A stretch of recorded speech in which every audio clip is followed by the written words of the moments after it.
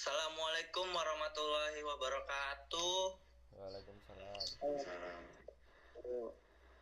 Baik, saya perwakilan mungkin untuk jadi MC hari ini, wawancara hari ini. Perkenalkan, nama saya Muhammad Andriana, bisa dipanggil Andri saja. Dan langsung tanpa lama-lama, sebelumnya kita ingin menganalisis ya, mewawancarai tentang MSDM globalisasi yang dimana lokasinya itu ada di Jepang. Dan di sini juga ada narasumbernya langsung dari Jepang, tapi di Indonesia juga. Silakan Mas, perkenalkan terlebih dahulu.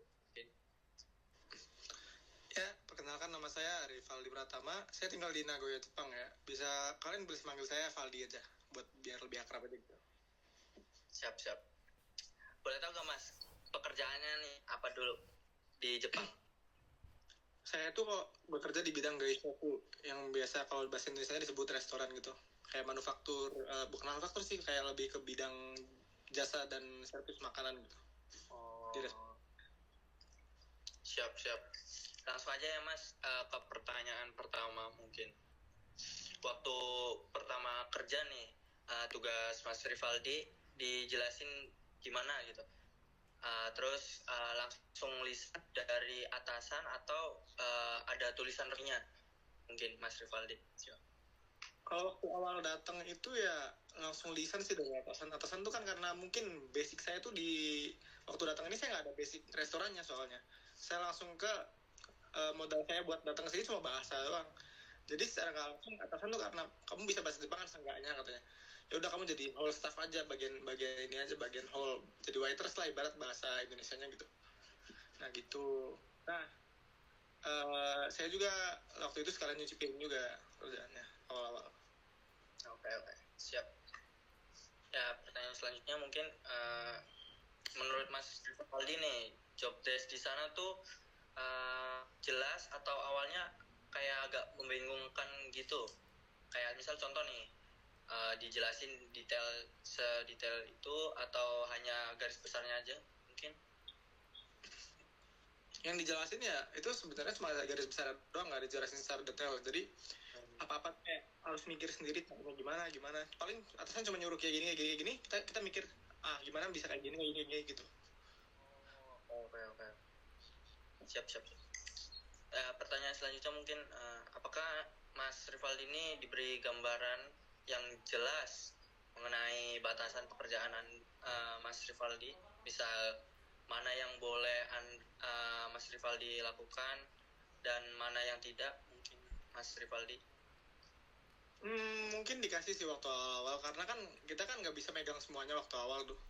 Kayak saya kan belum bisa megang semuanya, kayak saya cuma hall staff sama bagian ring waktu itu.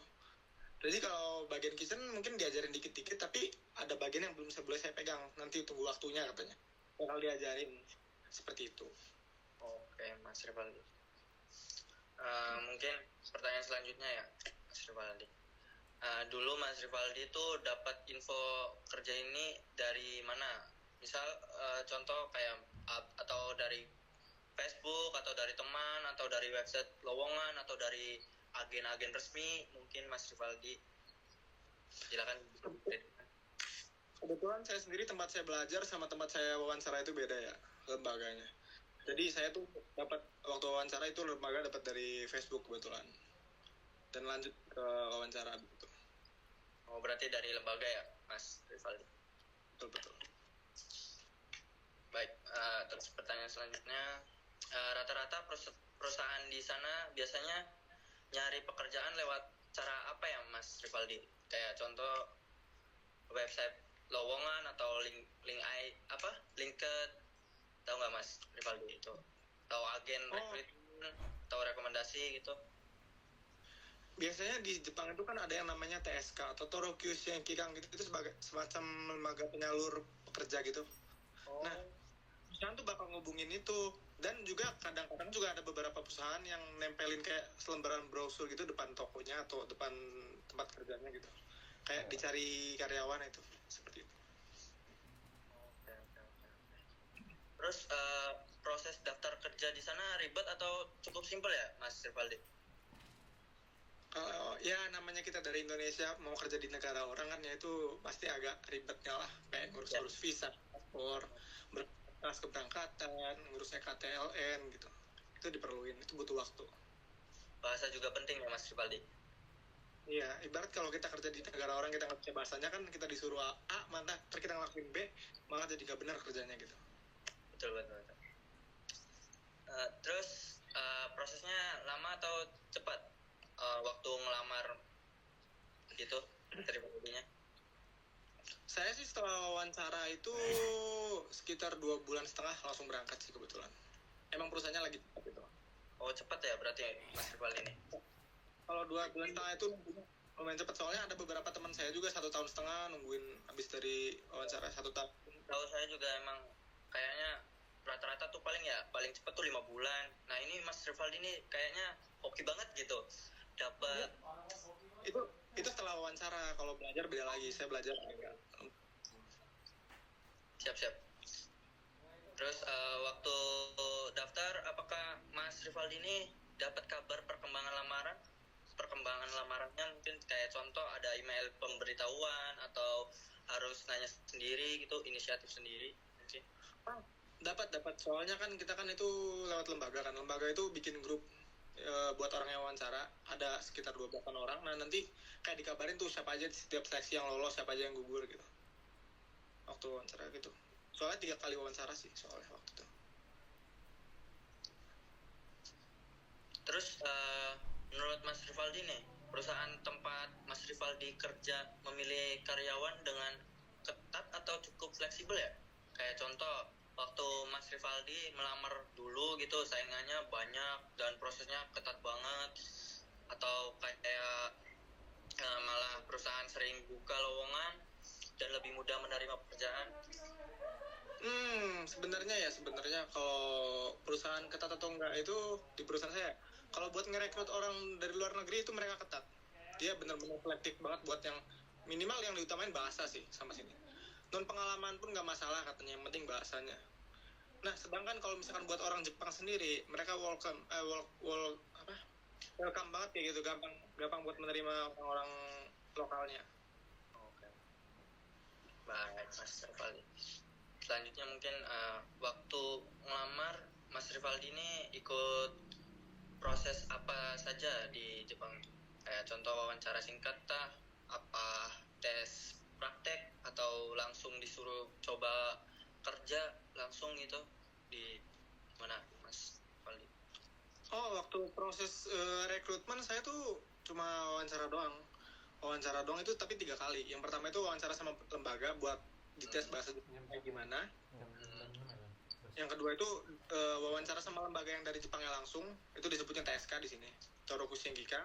Itu kayak dites loh, ibarat kayak kalau misalkan berhasil gitu bakal lanjut.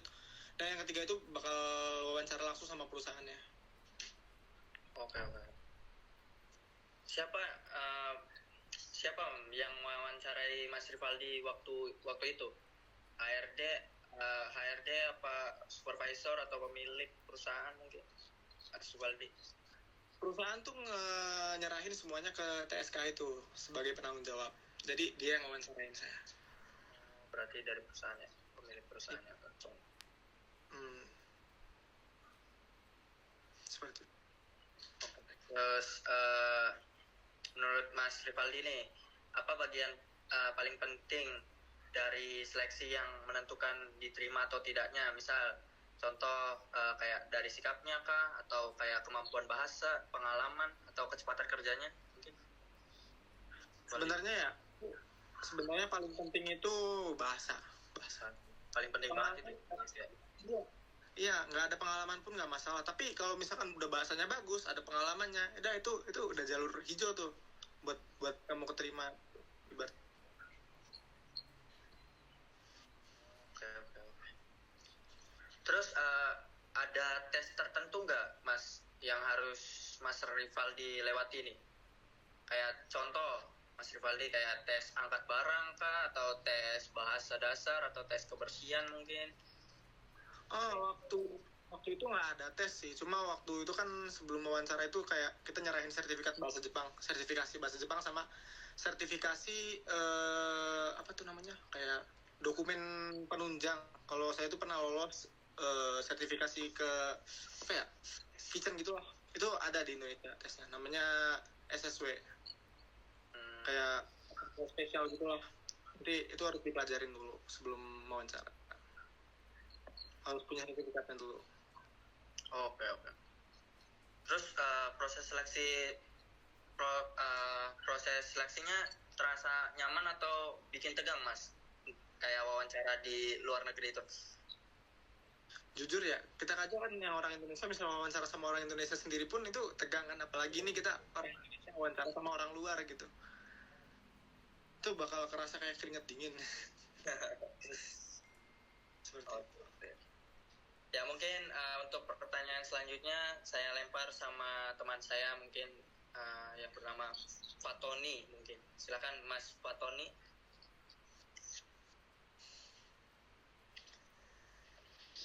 Lanjut ya, berarti yang pelatihan. Betul Mas Fatoni, yang pelatihan. Silakan. Untuk yang pertama Mas, waktu baru masuk diajarin dulu atau langsung kerja nggak itu? Waktu baru masuk itu sebenarnya diajarin dulu sih, tapi yang kalau orang Jepang tuh ibarat gini, kalian tuh cuma bakal diajarin sekali, habis itu kalian harus bisa nge-survive sendiri gitu, nggak ada penjelasan kedua. Susah berarti ya? Ya seperti itulah mereka. Lanjut, siapa yang biasanya ngajar atau membimbing Mas ini? Contoh kayak ada senior. Kalau saya sendiri itu kebetulan kan kayak manajer toko saya nggak ada, jadi langsung manajer pusat yang datang, dia sebagai penggantinya manajer toko. Manajer tokonya soalnya lagi waktu saya masuk itu masih cuti dia pulang ke negaranya. Nah, yang ngajarin saya itu manajer pusat orang Jepangnya langsung. Berarti langsung dari orang Jepang. Terus lanjut lagi, pelatihannya dilakukan berapa lama Mas itu? Pelatihan apa nih, bahasa atau gimana? Pelatihan ini kerjanya. Untuk pelatihan kerja sendiri sih itu langsung praktek ya, jadi nggak ada yang kayak training nggak, langsung bener-bener kita ngelayanin pelanggan gitu. Berarti langsung ditaruh lapangan. Langsung ditaruh di lapangan seperti itu. Ya baik. Terus pelatihan lebih banyak teori atau langsung praktek ya? Oh iya, tadi udah langsung praktek berarti ya? Langsung praktek. Oke. Yang selanjutnya, apakah Mas Valdi ini merasa cukup paham setelah pelatihan awal tentang pekerjaan yang akan Anda lakukan? Kalau saya sih ya lumayan paham sih, soalnya apa yang mereka omongin pun saya udah lumayan ngerti waktu dari Indo pun. Apa ya, bahasa-bahasanya itu udah lumayan ngerti lah. Jadi nggak terlalu masalah. Oke. Nah, terus apakah Mas Valdi ada pelatihan tambahan setelah beberapa bulan gitu? Kalau pelatihan tambahan sendiri nggak ada. Paling saya waktu itu sebelum masuk kitchen itu kayak dikasih menu manual resep gitu. Itu suruh dihafalin sendiri di rumah, belajarin, nanti langsung dipraktekin di tempat kerja. Seperti itu. Oke. Lanjut. Biasanya perusahaan di sana tuh melakukan evaluasi keberhasilan pelatihan melalui apa aja, Mas? Kayak tes akhir, observasi atasan kayak gitu, atau feedback?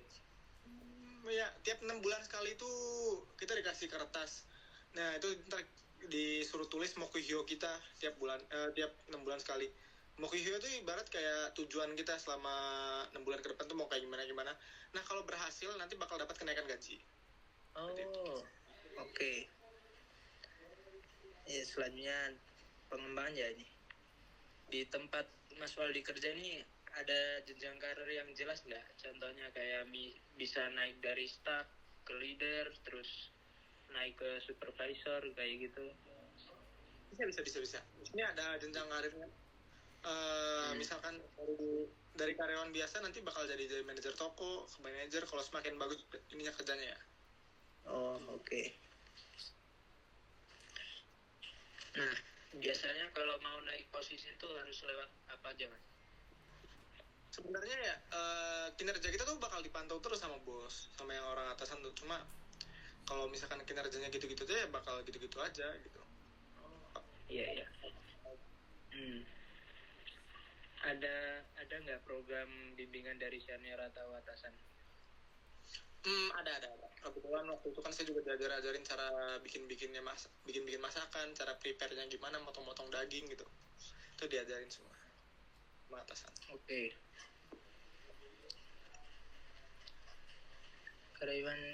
Nah, terus untuk karyawan yang rajin lebih cepat naik jabatan, menurut Anda, ini gimana nih soal? Karyawan yang rajin lebih cepat naik jabatan, menurut Anda itu gimana, Mas? Maksudnya? Pertanyaannya gimana? Saya agak kurang ngerti. Kayak mungkin di perusahaan. Itu maksudnya misalnya tak tambahin aja ya. Itu ada salah satunya. Itu misalnya ada karyawan yang itu tuh dia tuh rajin banget tuh, apakah dia tuh bakalan naik jabatannya dipercepat karena dia kelihatan rajin atau enggak kalau di tempat masnya kerja? Ya, semakin kamu bisa kerja, semakin kamu rajin, itu jenjang karirnya bakal. Soalnya manajer toko saya sendiri pun itu dia baru 8 bulan kerja langsung dinaikin jadi manajer toko karena dia ulet, kerjanya bagus, skill dia punya, jadi cepet naiknya. Oke.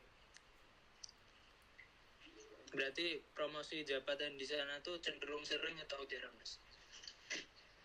Tergantung. Kalau misalkan buat naik ke manajer toko kan kalau misalnya ada toko baru itu bakal dipilih secara karyawan yang mana kerjanya paling bagus, yang paling rajin, dia yang bakal dipilih jadi manajer toko di toko baru itu.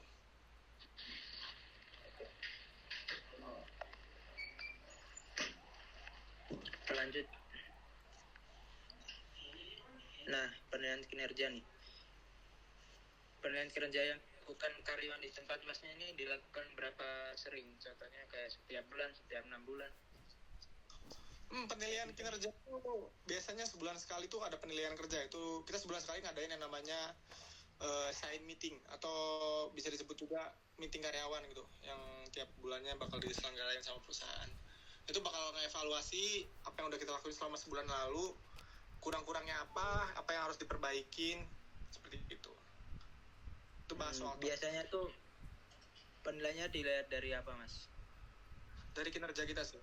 Kan atasan juga tahu. Bakal ngelihat juga. Oke. Hasil penilaiannya biasanya dikasih tahu langsung atau tidak? Dikasih tahu langsung. Oke. Itu ngaruh nggak ke gaji, Mas, atau bonus? Itu ngaruh sebenarnya. Ngaruh yang pertama itu ngaruh ke lemburan, yang kedua itu ngaruh ke kenaikan gaji. Jadi kalau misalkan kita nggak terlalu bisa kerja, lemburan kita nggak bakal dikasih banyak, cuma kasih dikit doang. Terus yang misalkan kita kerjanya udah bagus nih, kan di sini kan gaji itu dipakainya dari per jam ya, bukan per bulan. Jadi semakin banyak jam kerja itu semakin gede gajinya. Nah, kebetulan saya sendiri tuh udah dapat yang namanya bonus setiap bulan. Jadi seberapa banyak saya kerja jam nanti kan dapat berapa ditambahin 3 jutaan sekitar segitu. Oke, Mas, terima kasih. Terus langsung aja ya ke kompensasi. Gaji di tempat Masnya itu dihitung per jam atau per tadi per jam ya dihitungnya? Iya kan, Mas? Oke. Iya. Selain gaji utama ada tunjangan apa aja, Mas? Makan, transport. Kalau transportasi ya, dari awal-awal kita sudah disediakan sepeda. Itu transportasi dari apartemen ke tempat kerja. Nah, untuk makan sendiri itu kita dapat jatah makan 1 kali di tempat kerja. Tapi itu bikin sendiri.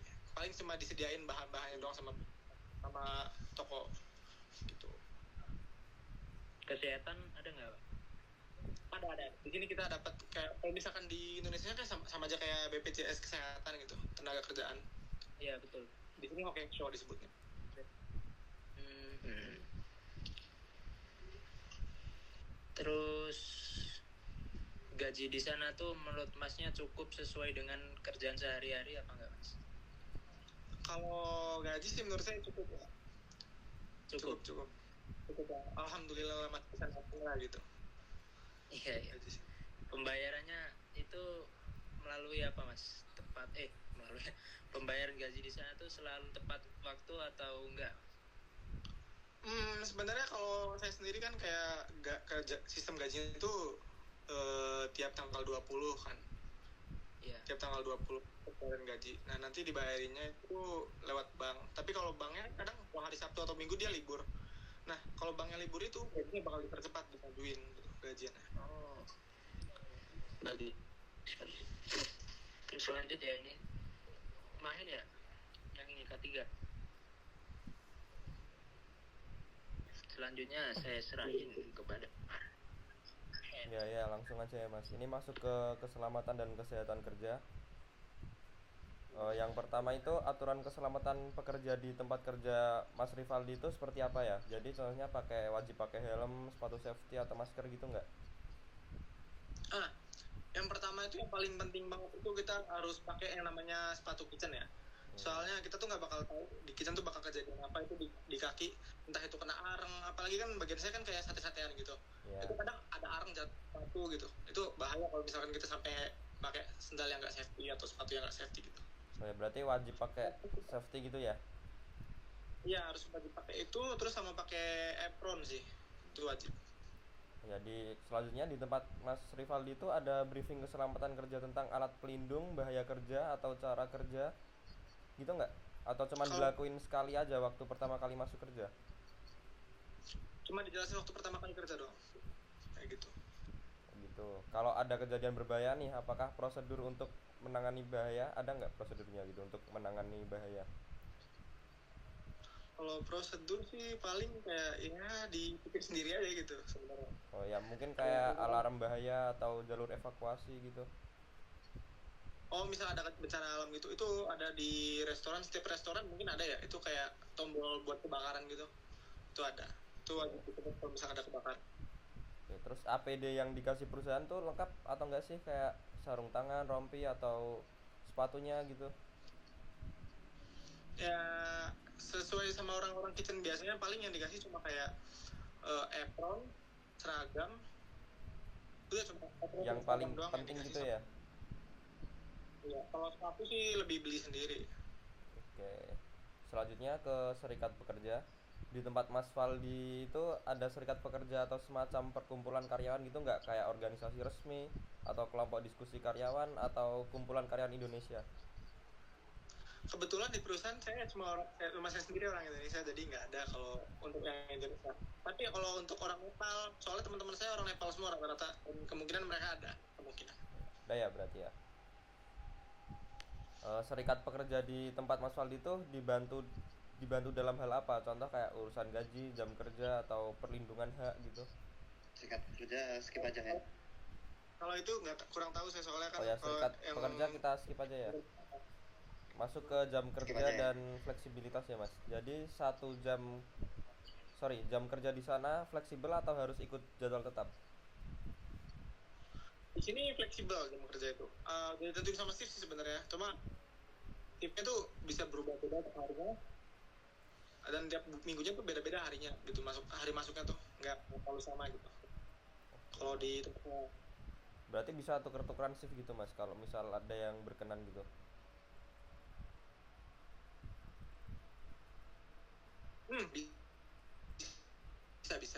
Bisa. Oke, kalau perlu izin mendadak. Kalau ada perlu mendadak, entah itu misalnya kita ada paling kita telepon ininya dulu, telepon atasan, ngomong aja. Kalau ada orang yang bisa gantiin kita bisa libur, tapi kalau misalnya nggak ada, mau nggak mau kita harus kerja. Oke. Gitu. Kalau lembur biasanya wajib atau pilihan Mas? Untuk part time sendiri ya, kalau part time itu biasanya lembur itu bisa milih sendiri. Tapi karena saya itu karyawan masuknya, bukan part time. Jadi ada yang namanya itu lembur wajib. Kalau sebulan tuh lembur wajibnya sekitar 50 jam kalau di perusahaan saya. Selanjutnya jam istirahat diatur ketat atau menyesuaikan waktu selesai kerjaan. Jam istirahat itu menyesuaikan, tergantung pelanggan lagi rame atau enggaknya. Jadi misalkan pelanggan rame kadang saya nggak dapat istirahat, tapi kalau misalkan pelanggan lagi sepi itu kadang bisa ambil istirahat lebih panjang supaya biaya karyawannya nggak terlalu tinggi gitu. Oke, selanjutnya budaya kerja ya Mas. Menurut Mas Rivaldi nih, budaya kerja di sana cenderung seperti apa? Kayak disiplin, kerja cepat atau nyantai? Di Jepang itu menganut sistem yang namanya itu hayaku kireini. Itu artinya hayaku itu kerja dengan harus cepat, kireini itu harus rapi.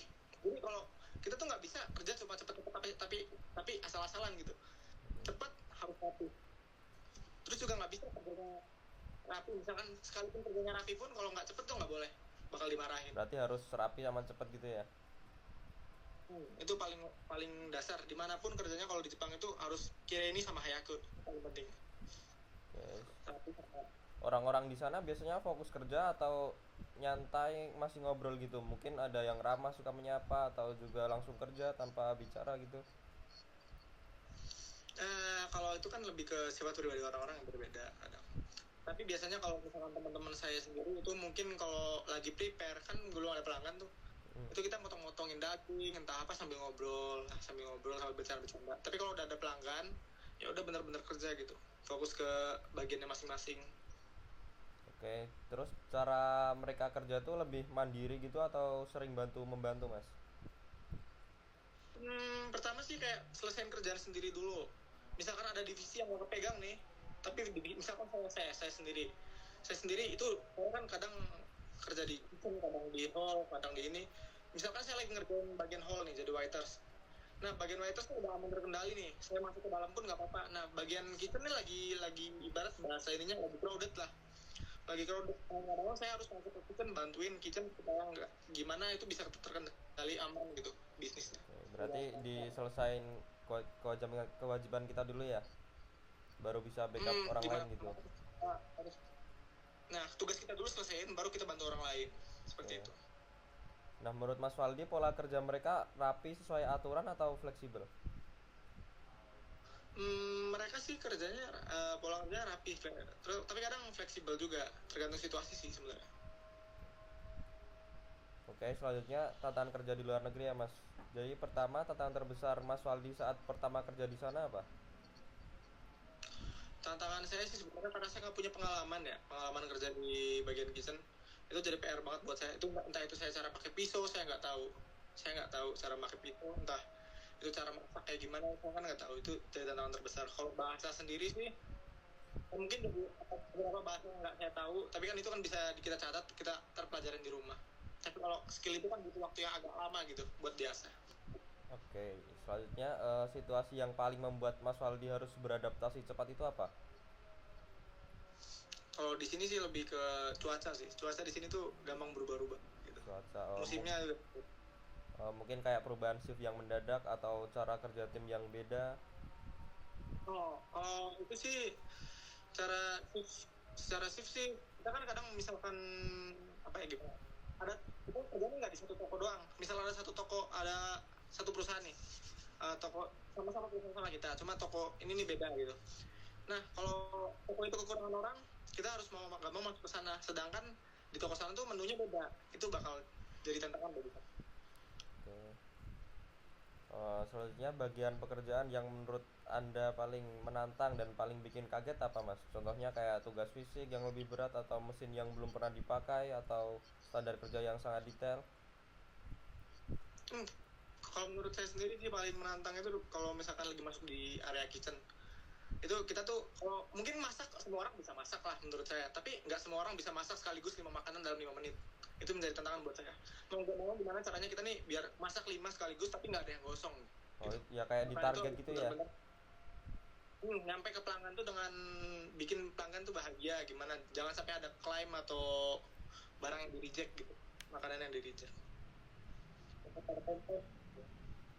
Oke, mungkin cuman itu Mas kalau pertanyaan dari kelompok kami. Mungkin selanjutnya aku lempar ke Mas Ian ya. Baik, terima kasih Mas Rivaldi atas partisipasi buat welcome cari tahu lah maksudnya, kayak mau diwawancarai gitu. Ah, yang 10 giga Cak. Kita juga jadi tahu nih 10 kayak giga. kerja di Jepang ngapain, terus itunya bagaimana Malu nge-record.